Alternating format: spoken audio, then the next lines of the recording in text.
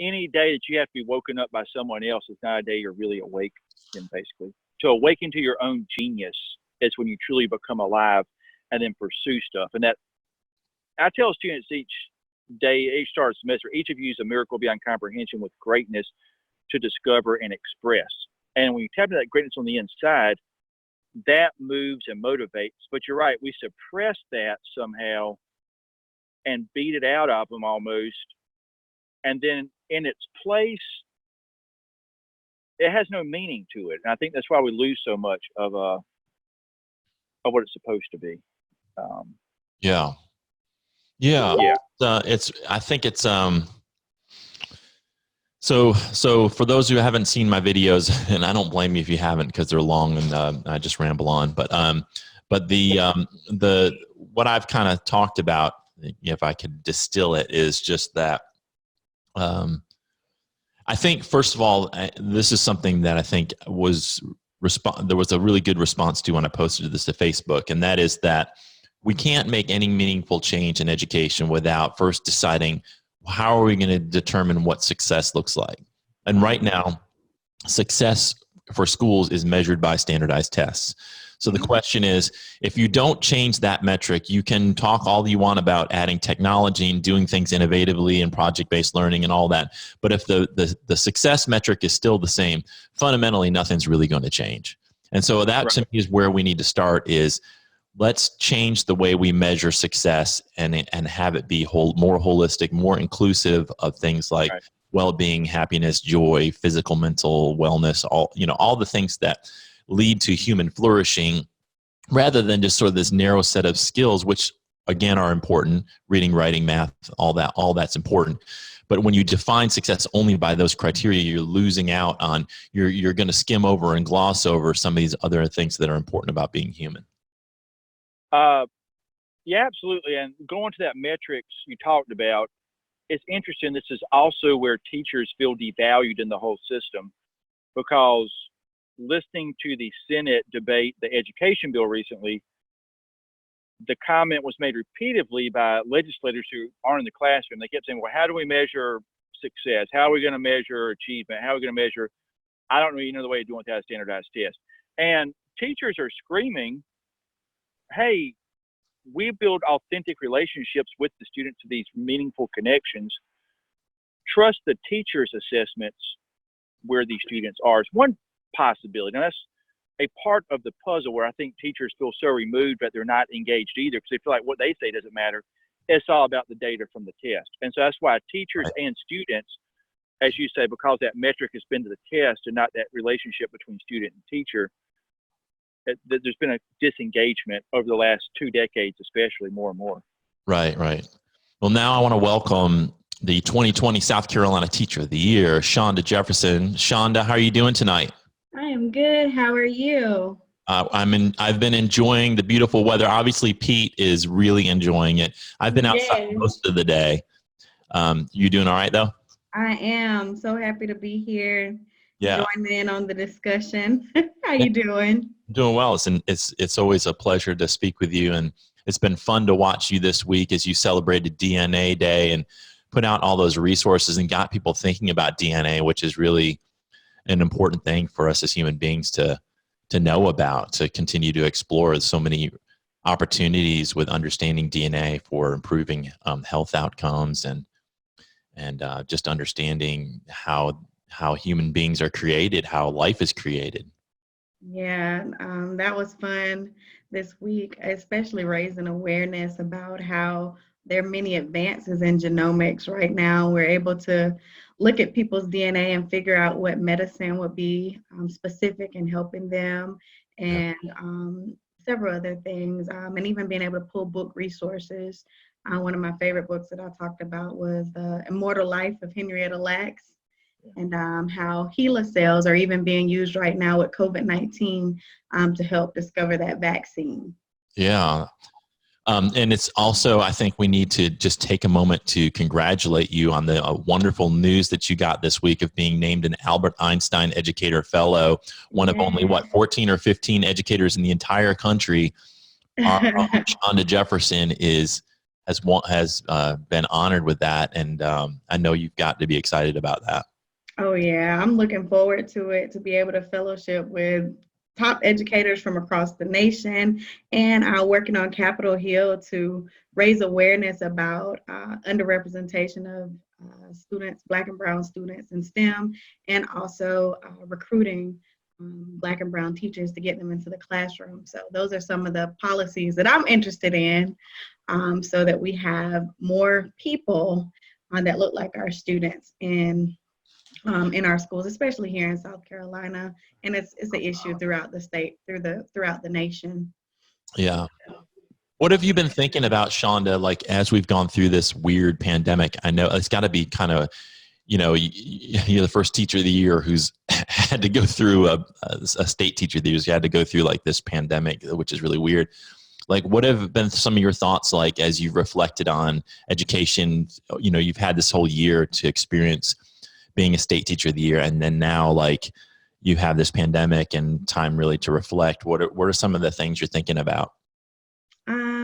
With the pandemic right now, and I know a lot of people have been talking about this, but it truly exposes the inequities across our state, especially with the number of African Americans that are dying in response to COVID-19. I think I read an article that said that there were only, in St. Louis, Missouri, the only people that have died from coronavirus were African Americans.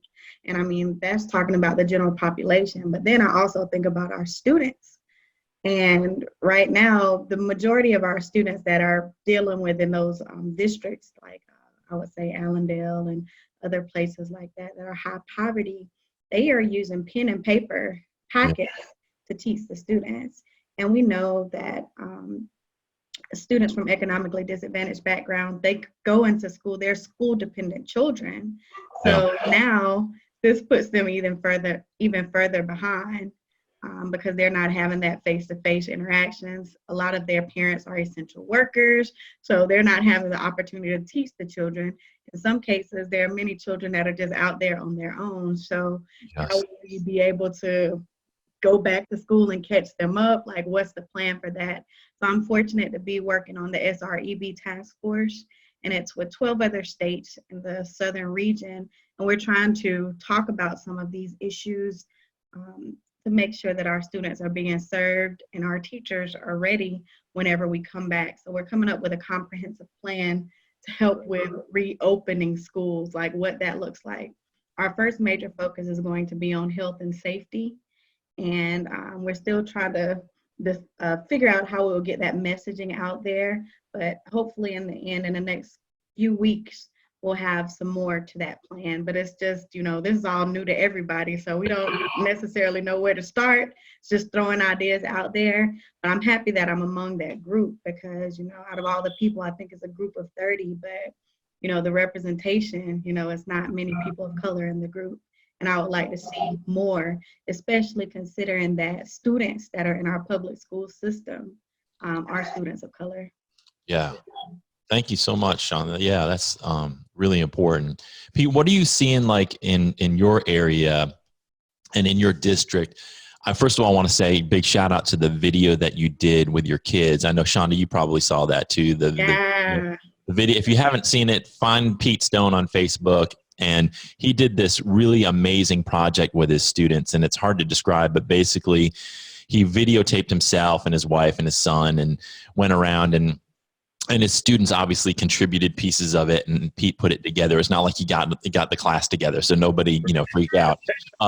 But he pieced together this video with his students where he was going around and kind of poking fun a little bit at these parades, but just shows like how a high school teacher we can't really have parades with our kids. They're a little more jaded, a little more cynical than maybe an elementary school kids. But I just love the fact that it kind of tricked me because I'm like, it was funny to see the kids kind of like, why are you coming out and visit me?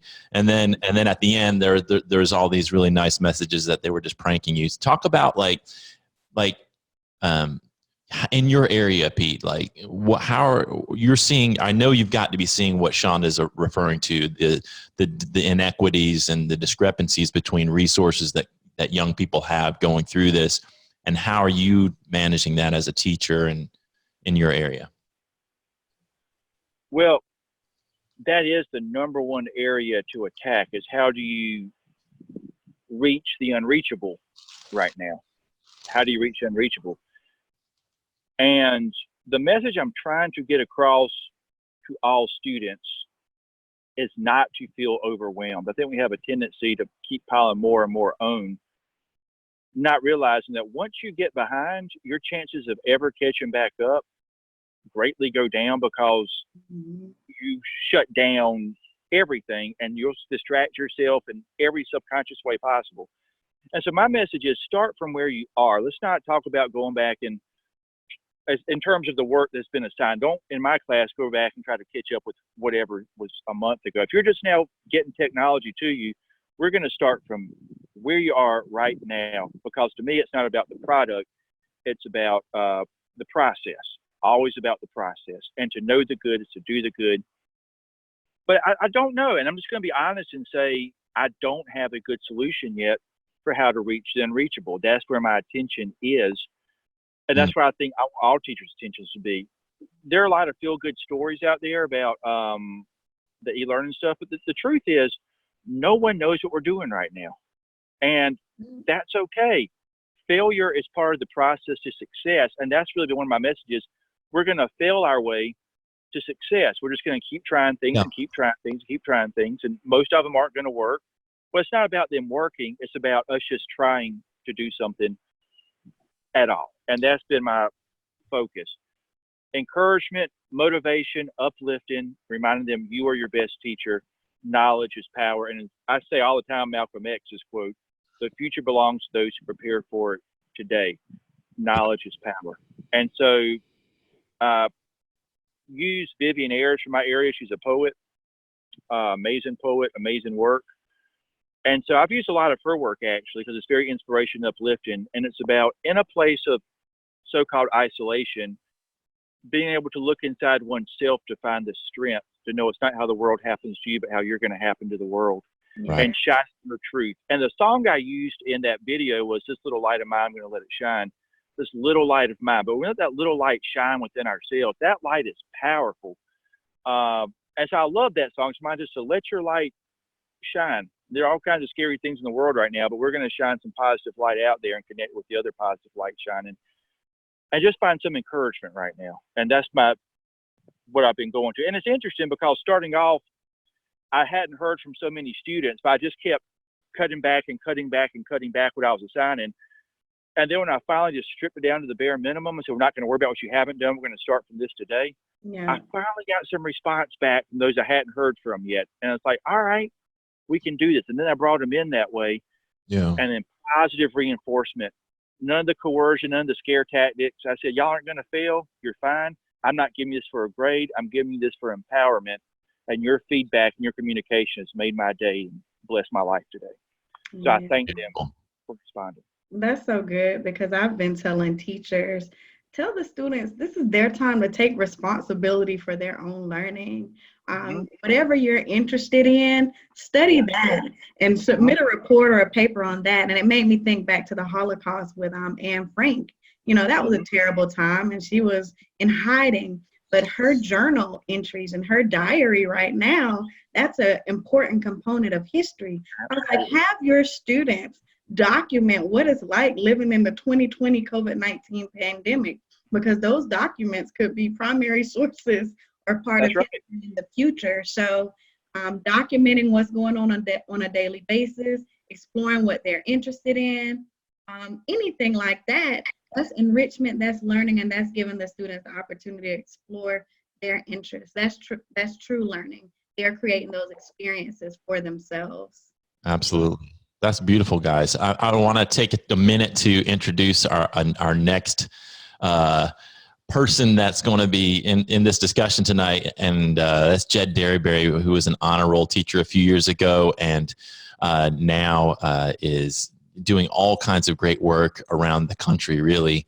One of the greatest professional development facilitators I've ever been around, and just an amazing educator. And if you haven't had a chance to connect with Jed, connect with him, because he's been doing these reading sessions for young people, and is just really sort of taken the bull by the horns and done some amazing work online as we navigate this. Jed, how are you doing tonight? I'm doing good. I'm so sorry I'm late. I literally forgot all about this until you texted me. It is pandemic life. Nobody knows how to keep a schedule anymore. I don't know how we're gonna go back to normal. Yeah. No worries. I was late too. So and I still can't find my glasses. So if I'm you see, look, I didn't know if this was being recorded like audio or visually. So you see I had to throw on this hat because I haven't had a shower today. It's all good. You look wonderful. So Jed, so we've just been talking about the opportunity that this crazy time presents for us to rethink schools and what we've been reflecting on over the past month or so as we've all been going through this weird time. What have been some of your reflections about education? What possibilities lie out there for change? What possibilities lie out there for change? Everything. I mean, can I say the word everything? There's so many things that I think, let me start with something positive I've been thinking about. There was a time when technology first took over and I started teaching in 2001, so I taught before the internet was a big thing. But there was a lot of discussion about, one day teachers are going to be obsolete because a robot can do it. Yeah. Nope, they can't. Nobody's replacing us. I think that is something positive that's going to come out of this. What do you think about that, Chanda? I was about to say, I don't think a robot will ever replace a teacher, because even in the midst of having all these apps, we can assign kids to Kahoot and Edpuzzle and Khan Academy, but they'll still be asking for their teachers. I've heard stories of children crying when they found out, especially the elementary school students crying when they found out that they were not going to be able to come back to school, especially, the 3K, 4K, 5K even. They just didn't understand what a pandemic was and that you could get sick from being away from your classes. And it shows that students are missing their teachers in those classroom interactions, and teachers, we're missing our students as well. So yeah, robots, they won't be taking over. Yeah, I think that's definitely a positive that's going to come out of this. I mean, I think for the most part, people did appreciate us, whether they didn't pay us or, they do appreciate the work. So I think that's definitely a positive that's going to come out of this. For me, I'm telling you what, the thing I have thought about, talked about, discussed the most is how this just laid bare the inequities of our system. If we don't come out of this fixing the inequities, I don't even know where to start. So don't even ask me where to start, because I don't even know. There's so many inequities.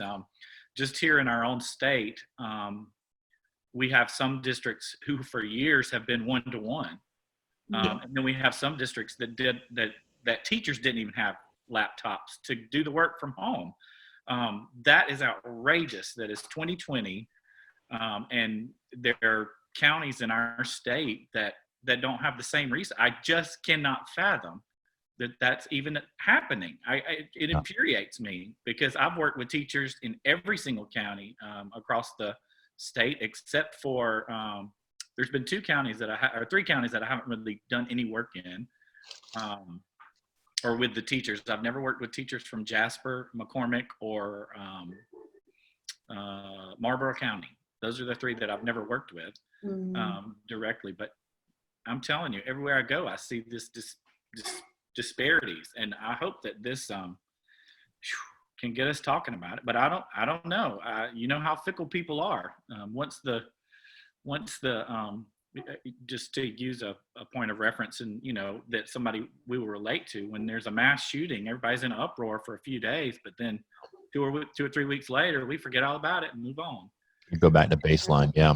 I hope that here we are. This is the beginning of week 7 for us here in South Carolina, of being home. I hope we don't forget 7 weeks or ever how long. Who knows how long this is going to go on. Have y'all seen the cartoon with the kid who's outside the window? He's sitting on a window and he's got a paper and pencil, and he's looking at the child inside who's on a laptop, and he's trying to keep up with the work. and he's got paper and pencil, and the child inside's in this nice home with a computer. And I think there's a lot of us, including myself, like take for granted like the resources that we have, and we forget that there's so many children out there who don't have those resources, and then we want to hold them all to the same, accountable in the same ways. And one of the things that I think one of the first things that I would say we need to do is ensure that there's a technology infrastructure that all children have similar access to. It may not be exactly the same, but some type of infrastructure. So maybe Pete and Chanda, what do you think about that?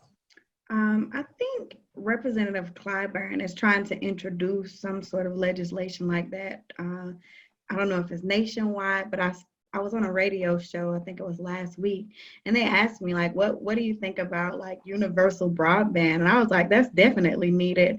Right now, when you talk about the inequities, because I mean, I know that there are some districts that are all just paper, pencil, and packets right now. And there are some districts, like you said, that have that internet access. Every student in our state, and everywhere across the nation in the 21st century right now, they need to have internet in their homes. And we need to, if we can have electricity in every place, like it is a solution. It can happen. So we just need to go ahead and make that happen. And I think right now, I know I'm committed that I won't let these issues, this won't be something that's going to be swept up under the rug, because it's too blatant, it's obvious, it's out there in the open that this is a huge issue. And if we're silent about it after this, if we're able to go back to school and things are able to go back to normal, I'm going to be the one to say, hey, remember we had students that don't have internet access, teachers as well. And we're trying to figure out how to communicate, how to teach these students at home. And there's so many other things that they're dealing with. So we just have to continue to raise our voices about these issues. And I'm hopeful for change, especially getting that internet in every child's home. Yeah. Pete, what are your thoughts? I think the internet in every child's home is a good concrete goal that we can make happen.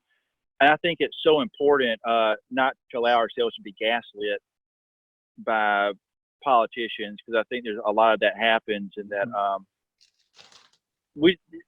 people try to convince us, oh, there's not really a problem, and the whole trickle down or eventually they'll get there. I think for me, growing up in Chester County, which is still better off than many counties, but it's definitely not as good as you go right up the road to York County. It's like they have small colleges, and you can get to Chester County. We've had schools 50, 60 years old, leaked since it was built. Been well aware of the inequities and how those are affecting.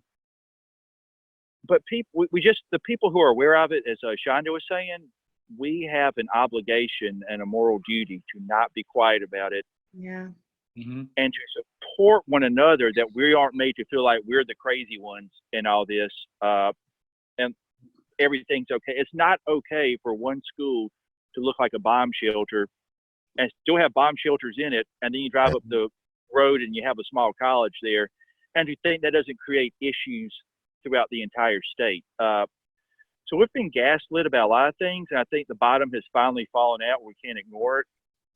As Chanda was saying earlier too, the huge disparity on who COVID-19 is affecting is tremendous. Those numbers need to be promoted and put up everywhere. It's exposing the systemic and structural racist practices in place and what manifests from it. So we can't pretend like, oh, it's not a real big deal, we'll get there eventually. No, COVID-19 has exposed, this non-racist virus has exposed a very racist system that has real implications in place. And that's a very blatant example, but obviously there's so many other examples in education and equity, which then these things create such negative spirals and negative cycles, as Chanda was saying earlier.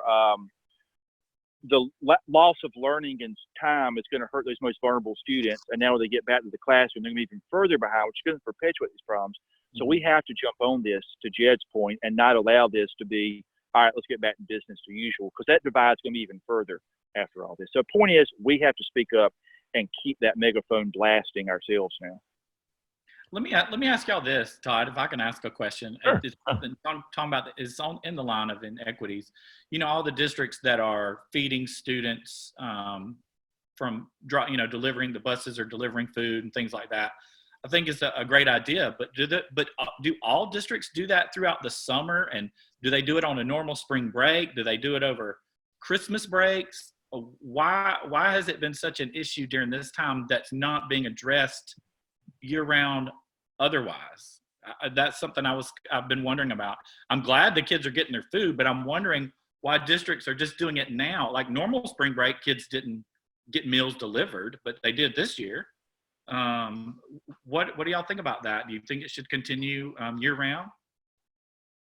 I can jump in a little bit to speak to that. Now, I did have the opportunity to work in the Office of Nutrition and Health when they were just trying to approve the sites for feeding, and they have used the summer feeding programs. So districts that had summer feeding programs, they started with that particular application, and then they started going to deliver those sites. So they use the summer feeding program schedule or participants to identify which sites. But in order to have a site or to be a site to feed children, it has something to do with like Title I funding or the number of students that are considered economically disadvantaged. So areas that have a higher population, they're able to be a summer feeding site, but other areas are not.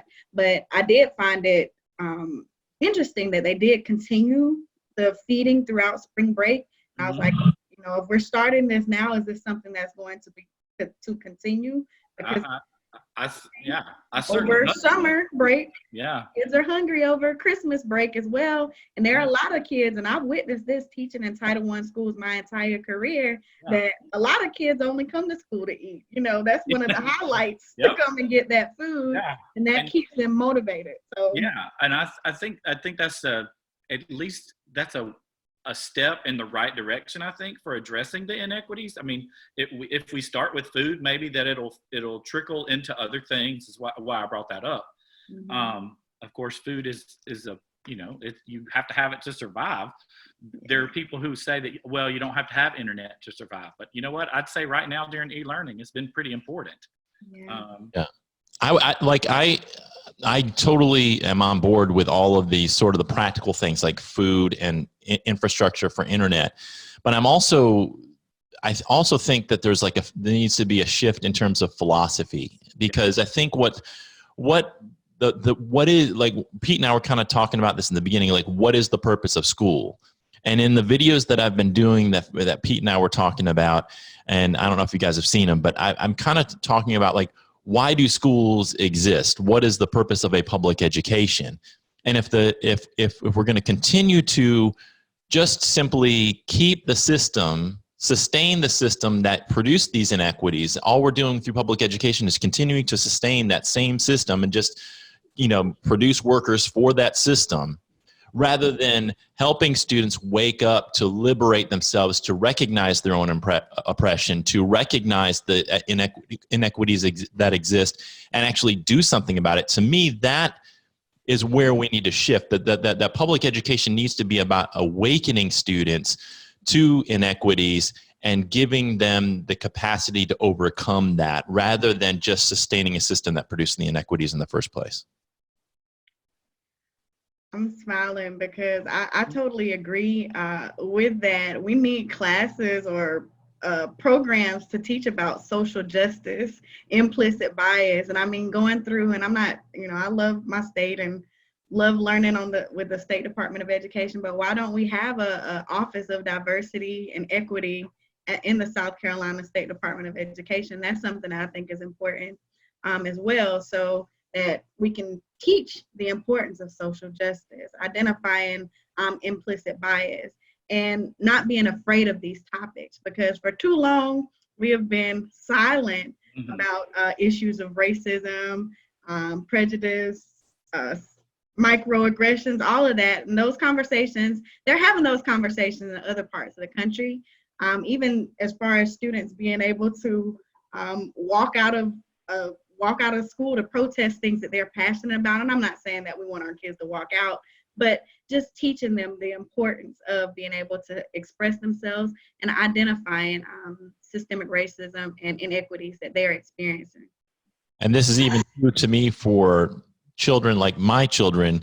need to have a recognition of the privilege that they have. Yeah. And so it's not just about awakening those who are oppressed, but awakening those who have privilege to help them understand, because I can't tell you how many conversations I've had over the past week with folks who look like me who aren't awake to that. And you talk to them about it and you bring this up and they accuse you of being divisive instead of just, look, I'm just pointing you towards this oppression so we can talk about it and figure it out. I'm not trying to be divisive. It's like how do you blame someone for being divisive by pointing out the divisiveness that already exists? It didn't make any sense to me. Well, that's because you hit their fragility is what you're doing there. Yeah. And that's why they don't want to talk about it. I don't know how many of your listeners have read Ibram Kennedy's How to Be Anti-Racist. I recommend that to everybody listening to this. It's a life-changing book that if you read it with an open eyes and open heart and open mind, to take the quote from the Methodist church there, the book really just lays it out there for you, where every single part of our society and our culture has been affected by this systematic racism. And I agree with you so much that we need to be talking about this. In my work, Todd, you mentioned, working across the country. I go out of South Carolina, and the things that I hear and see that are going on in schools, and I'm just like, yes, this is amazing. Mm-hmm. And then I come back and I talk to teachers here in South Carolina about it, and they're like, we can't do that. We'll get fired. We'll get in trouble. The school board will call us in because you know why? It's because the school boards are infested with the systematic racism, and it makes people uncomfortable. But I tell you what, I am ready to make people uncomfortable with these discussions because, just like it's already been said, I taught my whole career in the classroom in Title I schools. And now I'll tell you, a lot of those Title I students are in some of my college classes that I teach for here at USC Upstate. So, and we talk about those issues. I bring those issues into my children's lit class, where I bring in children's literature and we talk about it. And we discussed Dr. Seuss this year and why you might want to avoid learning with Dr. Seuss. There's too many good books out there because Dr. Seuss had a history of racism. People, even the African-American students in my room, they were like, what? No, we can't talk about Dr. Seuss. I'm like, they didn't know. Even my African-American students didn't know the history of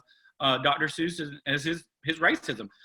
We have to talk about those things, not because I want to ruin everybody, but you have to be aware of those things if you're going to teach all the students. You got to. Yeah, that's a cool point that you brought up because even in like my application for Teacher of the Year, I had a lesson in there about how there's a monument of a doctor. We lionize him for his work in, I teach science, his work in perfecting his OB-GYN, his OBGYN practices, but he brutalized women of color, enslaved women. That statue is down there. And the kids, when I told them that story, they were like, oh my gosh, what can we do about this? We should have a statue of the women that help perfect these practices. And how can we get it removed? So that went into the policy of how to get renamed streets and how to rename schools that have all of these negative figures and just racist people that are their names. So those are some of the issues that I bring up in my class, and it's so important to continue conversations like this and with a mixed crowd because number one, when you guys, like Todd talked about, you planted that seed, and even though they might not have been receptive of it, that's something that they'll continue to think about. Hopefully, they'll go home and they'll think about it, and maybe one day it will click. So the more conversations that we have like this, I think that people will begin to see, and I'm just hopeful that they'll begin to see how important these conversations are and how we can begin to deal with some of these issues that have been issues forever, but it's just been silent. Even to the point a couple weeks ago when there was a teacher or a woman leading in a meeting, a professional development, and she just started whispering when she was talking about diversity and equity because it was a Black woman in the room. I'm like, hey, this is a conversation that we can have. I'm ready for these conversations. because we need that to happen right now. It's so funny. People do whisper when they talk about those kind of topics. I can't tell you how many times as a gay man I've been in a room where people start talking about LGBTQ issues, and they'll say, "Well, he's gay," like it's a bad word. We're not supposed to. Let's talk about it. I want to talk about it. That's funny that you said that. That's because that's so true. That happens so much. All the time. I was like, instead of whispering, let's have the conversation so we can clear up any misconceptions that you have, and that we can create some solutions and deal with some of the things that you have going on internally. It just helps us create a better understanding of each other. And we'll show that as human beings, we're more connected than divided. And it just clears up some of those things in our frame of references because of the way that we grew up, because of our religion, because of all these different things. It expands our frame of reference and causes us to be able to see things from a different perspective. And I think human growth happens when we get uncomfortable a little bit. Mm-hmm. I think that's where, like, in many cases, I've known that my growth, my progress as a human being happened in times when I was thrown off balance and made uncomfortable about the positions that I held. And then I had to deeply reflect on those positions and then realize that those things needed to change. Pete, I wanted to read a quote, and this is really for everybody. There's a book that I reference a lot when I talk about ed policy called Pedagogy of the Oppressed by Paulo Freire. And there's a quote that he has, and it says, "There's no such thing as a neutral education. Education either functions as an instrument to bring about conformity or freedom." What do you think about that, Pete? And you can talk about all the other stuff that we've been talking about too. Just whatever you've been thinking about. Well, I think it all fits together because, to me, education is freedom. And so if it's not really freedom for me, I would say it's not really education. I would say it's a system that's pretending to be a particular type of education, but I equate education to be freedom of self and self-liberation in every aspect. But I think the system we have in place is not a system of freedom, it's the other of oppression, because it's too parochial, it's too narrow and focus on a particular set of things. And so people don't see the big picture or purpose or meaning of how it actually authentically fits oneself, to express oneself with greater freedom. My class, we focus on two things. One, to think critically for yourself, and two, to express your beautiful thoughts out to the world with conviction and clarity. And that pretty much sums up the whole basis of my class. And the point Chanda made earlier too about what we're doing with e-learning, I think the more we can gear learning towards whatever things someone has to work with in the space that there are, to apply it to oneself in a more authentic way. School's not about being entertaining, it's about being meaningful. And what meaningful is understanding greater expression of oneself through that type of freedom. So yes, I don't know if that answers your question, but for me, real education is freedom. Anything other than that, and that's too much what we have in our current education system, is it's fake. It's external and not from the internal sense of self. Do you guys think that we have any hope of finally getting rid of standardized testing now that not only have we revealed that inequities exist, and there's a big spotlight on the inequities that we knew existed, but I think that it's even more obvious now. But this standardized testing sort of issue has always been something that I think most teachers have been like, that we're just overemphasizing this.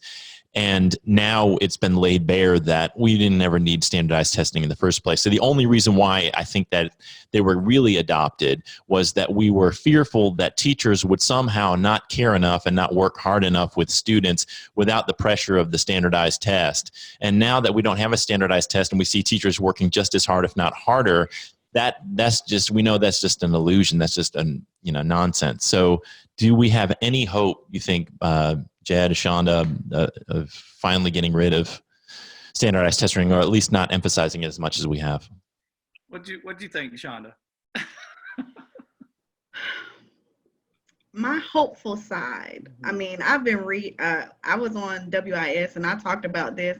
I said, it took a pandemic for them to say, okay, no more testings, and teachers are excited. I mean, kind of excited because we have the opportunity to have the flexibility to do whatever it is that we want to do with the curriculum and have kids doing problem-based learning and have it creating experiences for them, even, doing this at-home learning. But I feel like they will just try to figure out a way to bring it back in.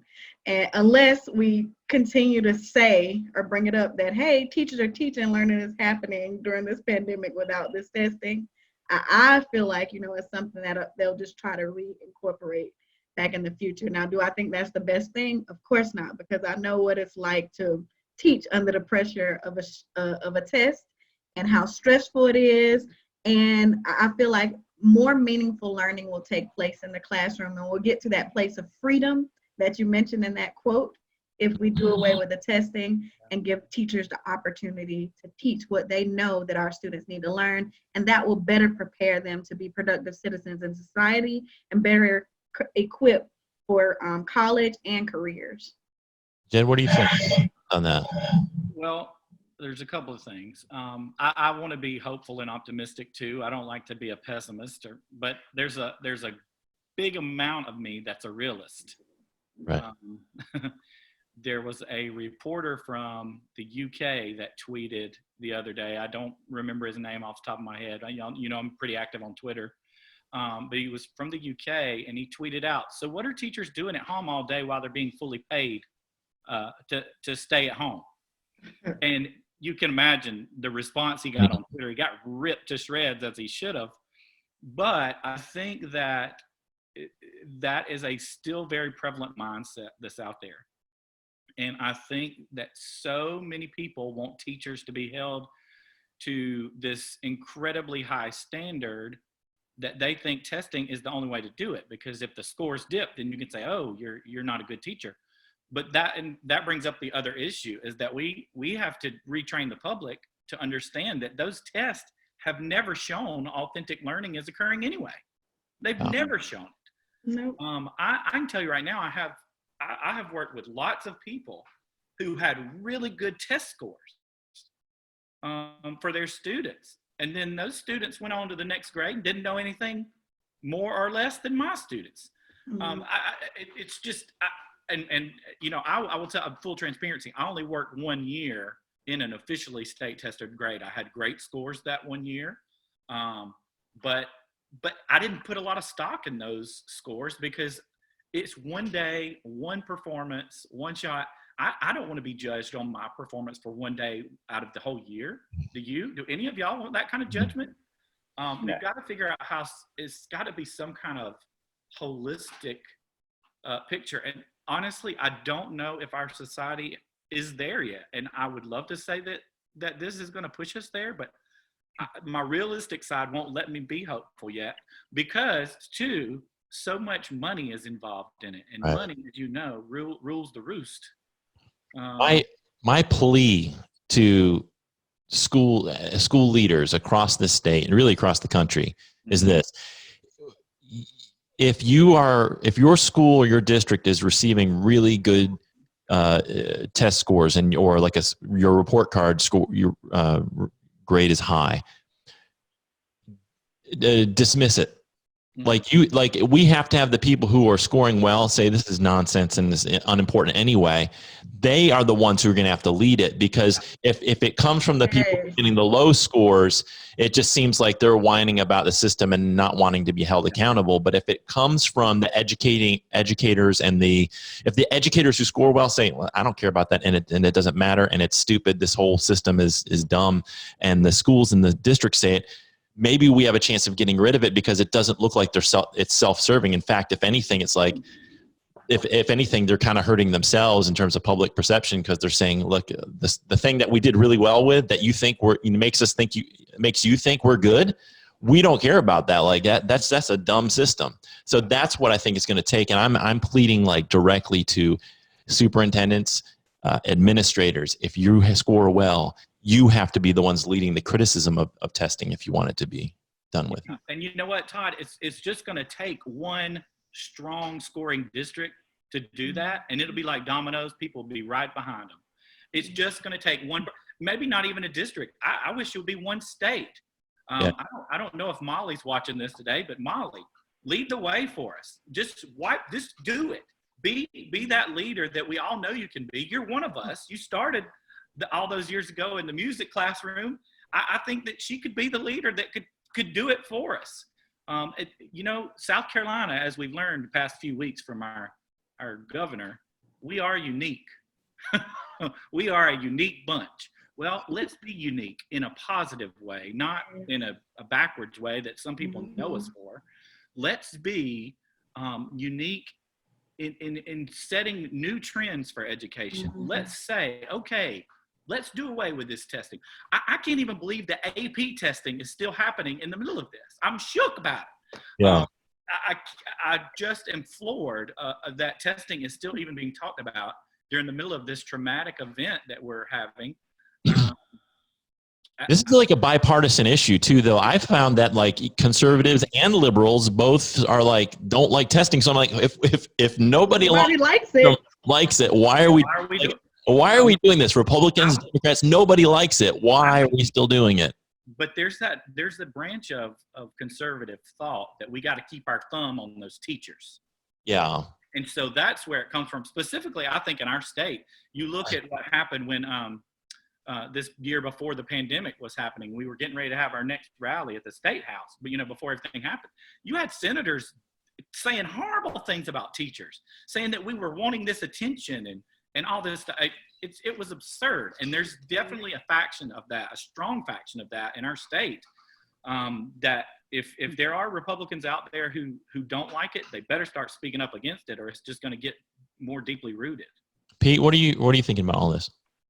I'm actually extremely hopeful that we will get rid of standardized testing. One, I think the reality is, as everyone says, we have to speak it. It's not helpful, and we can't make that sound like we're saying something awkward or counterintuitive. It's just true. The standardized test, I had a very high POC score, 94.7% pass rate at Louisville, but first thing I said was completely unhelpful to me because I already know who my students were, and it didn't tell me their worth. And so the map testing, all that stuff didn't help me at all.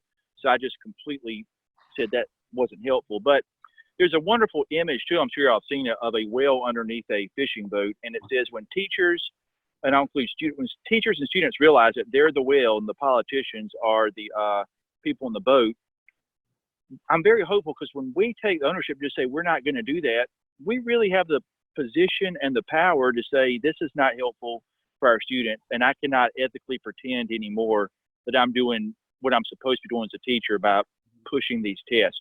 And so I ethically am just going to say I cannot teach this test anymore to my students. And I think the majority of teachers, because as you say, I think Republicans, Democrats, everyone will say we don't like standardized testing. So, okay, we don't like standardized testing. Let's get rid of it. I love Jed's idea of we're a unique state. We can make best the standard and just say, no, we're not doing that anymore. We have the power to do that. So I think instead of waiting for someone to stop it, we just have to take active ownership and say, let there be peace on earth and let it begin with me. And I'm going to say, yeah, I feel like that we led the way when we sent the request to say, we didn't want testing in the state. I think that came from us. We were one of the first states to do it. So why not think outside of the box and, step out, break the system and say, hey, let's cancel these out so that our teachers can teach. And then we'll go from being the bottom in education to, hopefully one of the top, because I know we have phenomenal teachers here. Teachers are working their butt off in South Carolina. I see posts that say we are working harder than we have ever worked in our entire teaching career to make sure that our babies are learning. They are writing letters home to the kids, going out. I know some teachers are doing the teacher parades. Some are sitting on the lawn reading books to continue social distancing to calm students down. So I hope that worldwide, in this state especially, that people are seeing what teachers are doing, and that because of this this moment, in this moment, things are going to change for us. I'm hopeful that the system is going to change and that our voices will be included in those changes as well. Yeah. If you are a parent or a community member or just anybody who's watching this, if you can help advocate for this to liberate teachers from the test, what you're going to see is a few things. One is you're going to see teachers unleashed in ways that are going to transform schools for the better. Number two, you're going to be able to recruit and retain better teachers because they are now in a system where they're given respect, autonomy, and the ability to be the professionals that they are. And that is why, for me, I totally agree on let's work on it like a couple of different ways. Let's address the systemic inequities, but let's also address the underlying foundational issue that's sort of this philosophical thing of doing away with the standardized test, because that's the metric. If that's the metric, that's how the game's going to be played everywhere. The game's going to be played by the rules that you set for success. So if it's touchdowns, it's touchdowns. If it's field goals, it's whatever you set as the measurement, that's how the game's going to be coordinated, even though they might say, yeah, we'll do some nice things. We'll make sure they're, healthy and stuff. But the core thing is going to be surrounded around success on the test. You do away with that, all of a sudden it opens up the playing field for teachers and for schools. And I think you would see an explosion like this transformation. And I agree, like, we don't have to always wait on California, Massachusetts, and all these other states to do stuff. Let's be the leaders for once. Yep. Let South Carolina be the leader. There's some things that we have led in. I mean, look at our teacher cadet program and our teacher fellows program. Those are programs that are replicated across the country because we did it and did it well. Yes, good point. So I think that we have potential to be a leader in this. We need somebody at the top, whoever that may be. It may be Molly. It may be the next person we get. I don't know. Who will take the bull by the horns and say, this is what's best for South Carolina students. This is what we're going to do, and do it. I worry about one thing, though, is I worry about pushback from administrators and local leaders who still want to have that thumb on the teacher. Yes. So we've got to have buy-in from all the way. I mean, I think even if Molly woke up, tomorrow and said, okay, next year we're not having any more standardized tests, and I'm going to do whatever I have to make that happen, I think there would still be a tremendous pushback from that faction that wants to control us. Because here's what standards do. They take away the freedom that we have to teach in a way that we see fit. And the standards make everybody supposed to be on the same page with the content. But now the materials and the resources, they don't care about equity there, but they want the ideas to be the same. Right. And so I think that's something I worry about. Let me ask y'all, does anybody know how much federal funding that we get in South Carolina because of standardized testing? I know it used to be connected to No Child Left Behind. That went away. Like, what is the impetus for us to continue it? Like, why are we doing it? Isn't it connected to some kind of federal dollars? Anybody? I think there is. I think that's why we have to get waivers to get out of these acts and stuff. Here's my question there is, I want to know how much money we're getting from it and what the loss really would be, like, monetarily. I mean, I wish I knew that kind of data off the top of my head. But I would love to know just exactly how much money we're talking about, because look, our dollar to student ratio is already pretty low. We know how to operate on a little bit here in South Carolina anyway. So let's talk about exactly how much money we're talking about. It might be worth it to lose that money. It might be. Well, I think because of the well-being and what it would do to strengthen the profession. So I don't know. I do think it's a national problem. Pete, sorry. I was going to say the amount of time you lose from authentic teaching because so much is wasted on those tests. Even if you lost some money, what you would gain in the ability to have more time to teach meaningful things could be offset some of the financial loss. But I'm sure those numbers are there and could be gotten and needs to be part of the conversation for a campaign.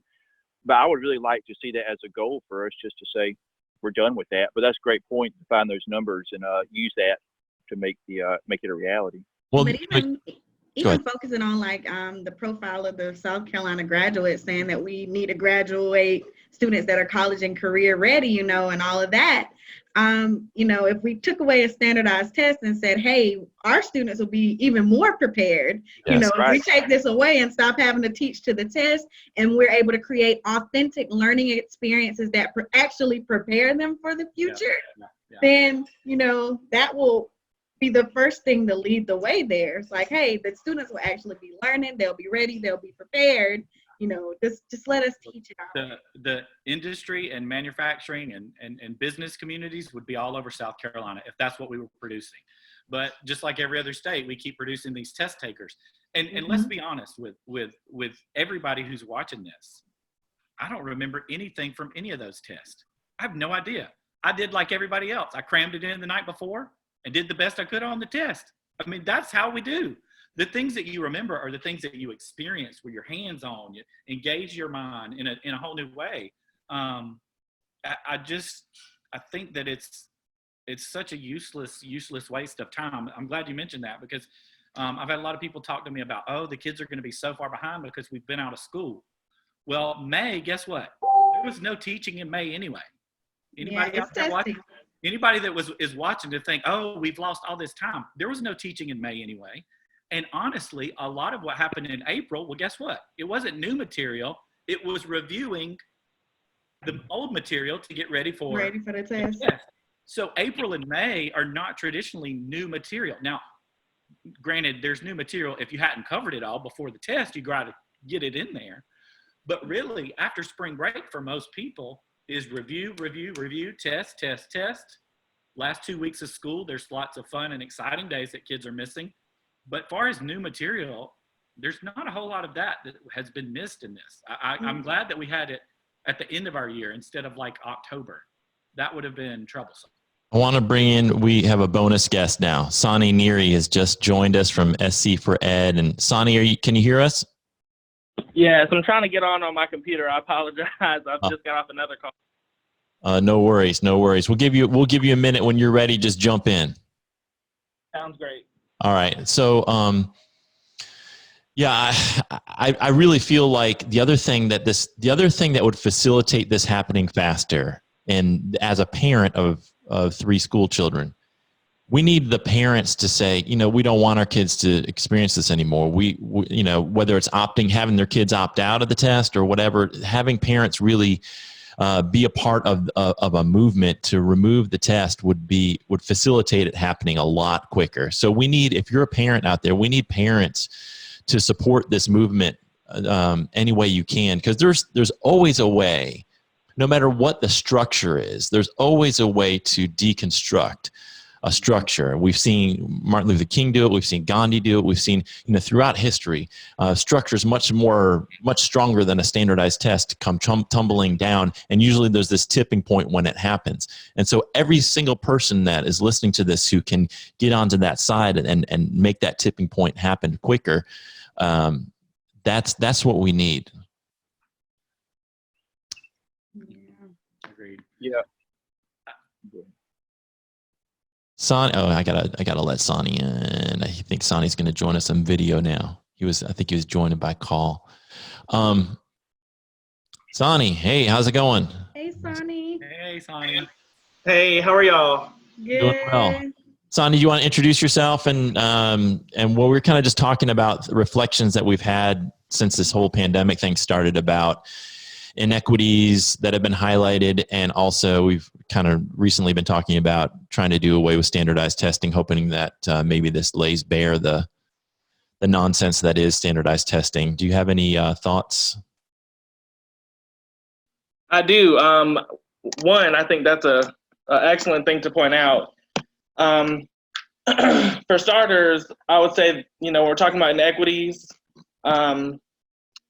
I teach subjects that are usually filled with children who are below grade level. So I teach foundational algebra and intermediate algebra. So typically my students struggle with mathematics. And when you think about those courses, you typically think of kids who may be in poverty situations or homes that may not be equipped with some things that our affluent students are dealing with. And unfortunately, I have had the opportunity to witness that due to this school closure. So I have a lot of students who are not equipped with the internet. Some of them are struggling to get the internet due to their internet being canceled. And so the free internet that's being provided is not being provided to them still, which to me just grinds my gears, because I don't understand how you give free internet to people who need it, and then the people who need it most, you're not supporting, right? I just muted myself. So that's one thing. Hold on one second, guys. We're good.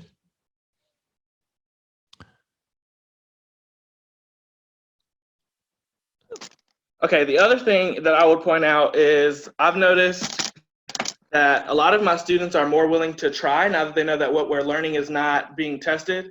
If they're not understanding the material as well, they're still trying it, but they're also more willing to ask questions, and it appears that they don't have the pressure that they had when we were in class. And so I'm hoping that one thing that we get from this is knowing that just because state testing isn't happening this year doesn't mean that we necessarily need to bring it back. I think that teachers are a lot more creative right now. I feel like teachers are actually appreciating and enjoying the opportunity to plan lessons that they've been wanting to do, to teach material that they may not have been able to do because of testing. And so I feel like the creativeness and the autonomy that was once in the classroom is starting to come back. And I think that although the concern that I've heard is that kids will be behind, I think that we'll still see that students are learning more than we expected them to. I still think that we'll see students growing.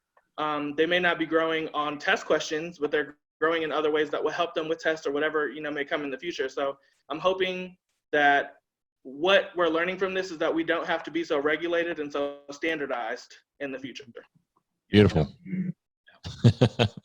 That's great. Jumped right in with everything we were talking about. Yeah, So everything's just flowing together well. Even Jed, after we talked about inequities in the beginning, when he jumped on, he was right in there with us. Yeah. I love y'all, just saying. Well, you know what? I think anybody who's paying attention, they would know right away the very first issue that anybody's going to talk about right now, because that is the issue that is not only the pandemic just brought it out to the forefront where everybody could see it. There were people that are in denial about it. When you travel across the state, Chanda, you know this, when you're with your teacher of the year, you've been to places in the last year. In the last 5 years, I've been to places in South Carolina that I never knew existed. Yeah. There are schools that I've been to where their awnings are rusted and falling apart, and this has been going on for decades. I mean, how is this even? It's unfathomable to me that it's still happening. And it goes back to what Saani said about regulating and control. Teachers are afraid to speak out. They're afraid to use their voice. They're told to use their voice. They say speak up and speak out, but then you speak up and speak out, and then you're told to what? Be quiet and hush. That's right. And sit down, or you're going to be fired, or XYZ, or something going to go in your folder. And then to bring that up, in those high poverty school districts, that's where the most fear is, from my experience, because I was one of those teachers. I was scared to speak out. They were telling me as a young teacher, don't get involved in policy, don't join those organizations, because sometimes their views might, bump heads with the superintendent and the school board and all of that. But no, it's important for us to be able to use our voices and speak out, and we should be protected. Yes. We should be protected. Teachers should be protected when they speak out. Yeah, and I just feel like this whole idea, one of the things you hear when teachers do speak out is they'll say you're not putting students first, and this is the whole students first movement, which is the craziest crap that it's like the very people who are on the front lines working with kids day to day are being chastised for not putting students first. You heard that last May and All Out May. You're not putting students first, and it's the antithesis. And Pete talked about gaslighting. Teachers are being gaslighted, and so many teachers who have good hearts that really do care about kids. Some of them hear that and think they start to question themselves. Well, maybe I'm not putting students first. Maybe if I go to that rally, or maybe if I do speak up, that it is somehow hurting my students. So they don't say anything. So it's not just fear. It's also this manipulation that takes place by people who hold power, who are in positions of power and want to maintain that power in the current structures. They want to maintain those structures, and they do so through manipulating teachers to get them to shut up and do what they want them to do. Yeah. You know, I find that to be so interesting, especially being a board member of SE for Ed. I remember when we were planning All Out May 1st, the amount of people who, you know, sent us those types of questions like, are we going to get fired for doing this? Can we really be moved to a different grade level? Can we do this and that? I mean, and the reality is, yes, you could be moved to a different grade level. And sure, people may say that that's not what's best for students, you know, to be out a day. I heard all of those things. However, I also heard a lot of educators who I know are powerful in the classroom, like their students see them as their parent or their, you know, their guardian away from guardian, who were also talking about leaving the classroom. And so personally, my viewpoint on it was, yes, I didn't want to leave my students, but I'd rather be out of the classroom for a day to improve the system so that I'm willing to stay for longer. Yeah. And me not go for a day and then I have to leave in the next year or two because I just can no longer take it. And I hear a lot of people say, and I get it, because when I taught, they were my kids and I loved them immensely when I was in my regular ed classroom. Now, my college kids, I love them all the same. College kids are just like the littles that I taught. They're just older. But I heard this a lot of saying, oh, but I got to be there for my babies. I got to be there for my babies. One day away from your babies to help strengthen the profession for all the future babies to come. That's what we need to talk about. Let's talk about the babies. Let's talk about the babies you're going to have for the next 15, 20 years, teacher. And then you can tell me about your babies. Then I'll listen.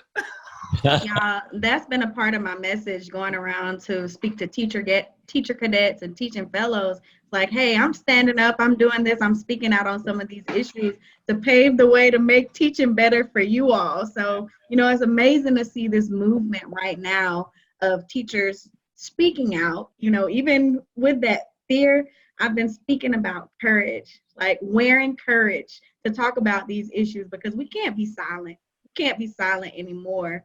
And I'm just happy that we're on this call live on Facebook tonight to talk about some of these issues that nobody wants to mention or that have been silent for so long. So, and I want to say, just Chanda, just in response to what you're saying, you know, Freire, and it said, and I'm paraphrasing here, that there is no such thing really as a neutral teacher. You're either supporting the continuation of inequities and a system that produces inequities, or you're challenging a system and trying to produce something new.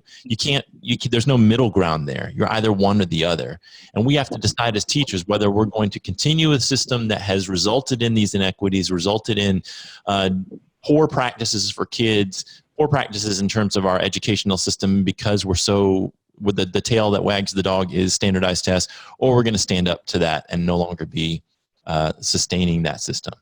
Pete, let me say this real quick, because it might be something that listeners can relate to. We're in South Carolina. We're in the Bible Belt.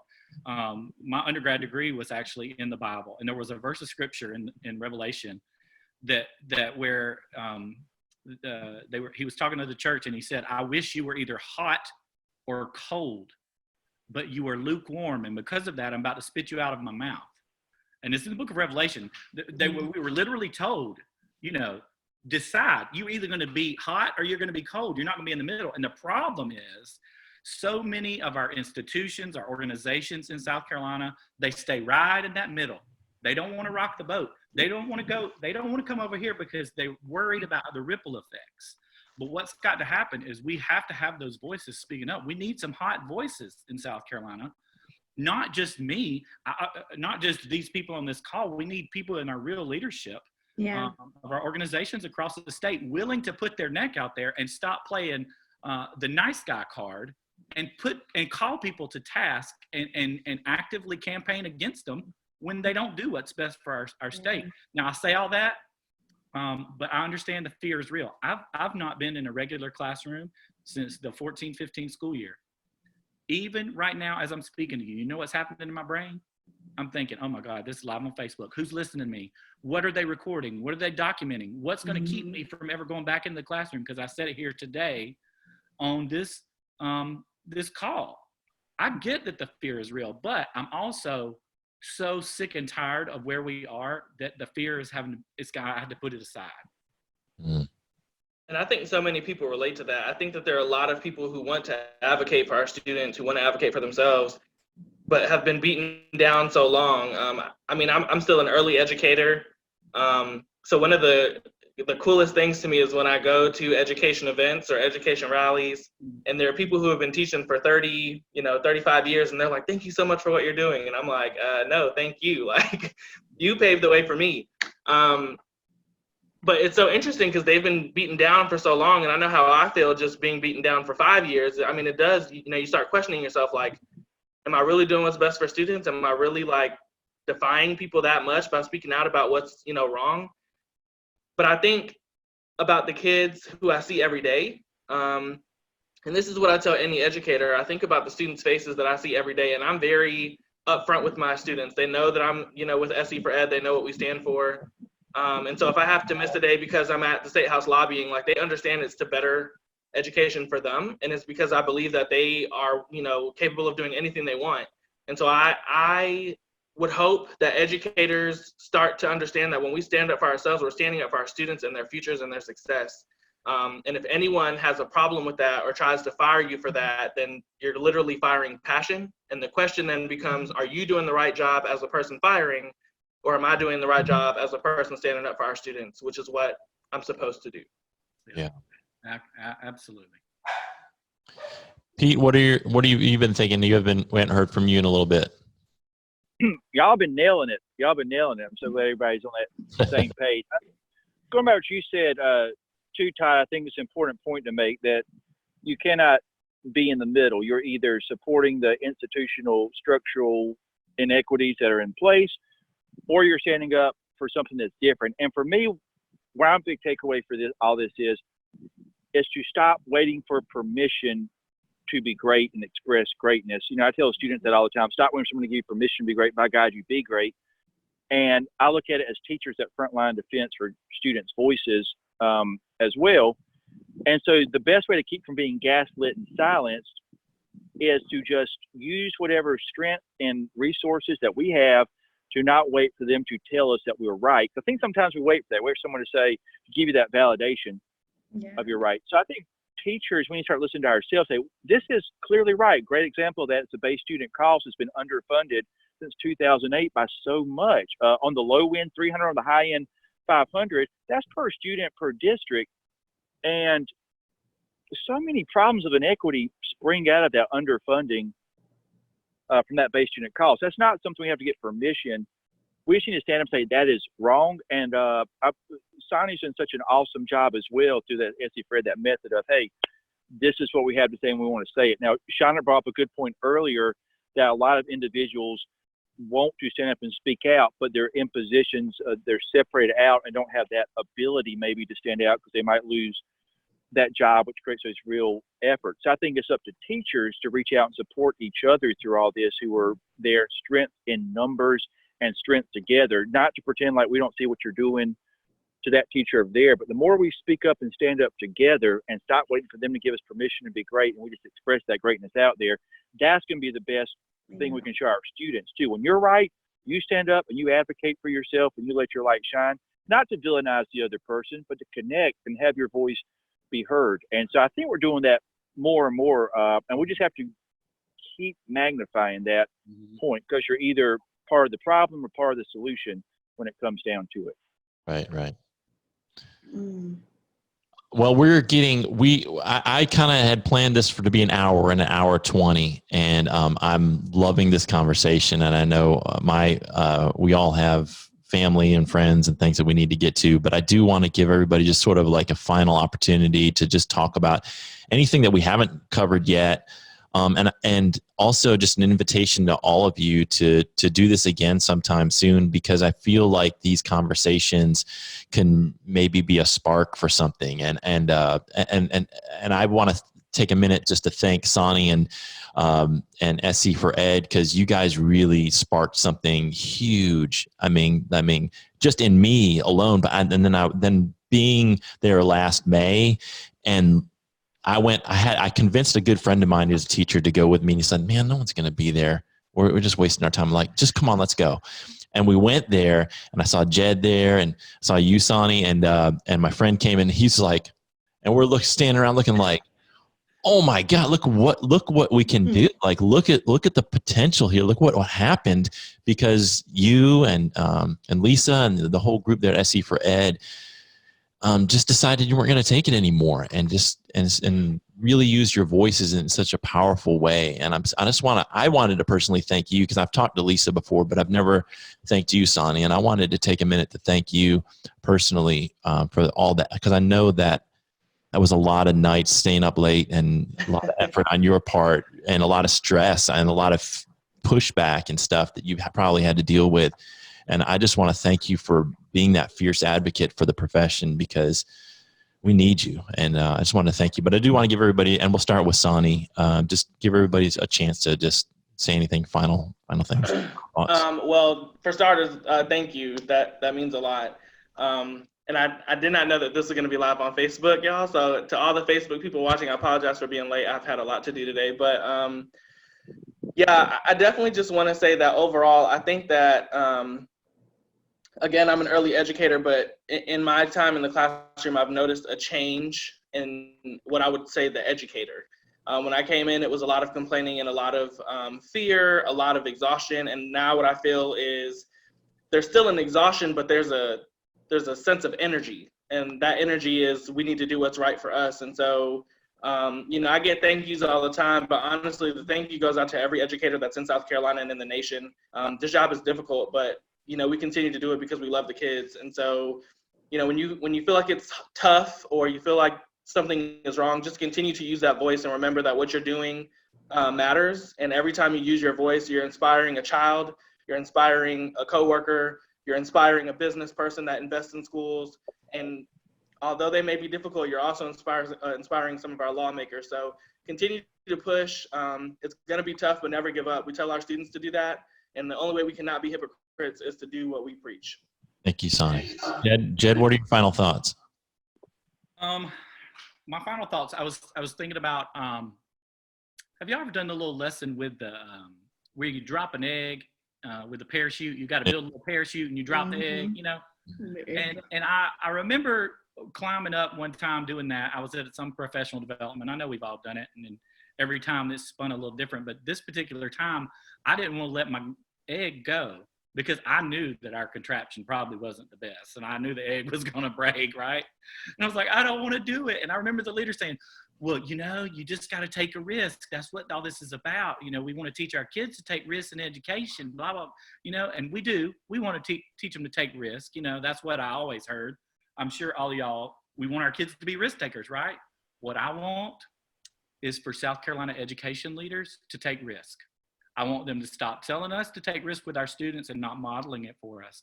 I want our organizations to take risk. I want our institutions to take risk. I want colleges in South Carolina to say, we don't care about XYZ testing anymore for our institutions. I want leaders to say, we don't want your money tied to a carrot. We don't want those things. We're going to be risk takers. And guess what? It might not work out. But what we're doing right now, it ain't working out either.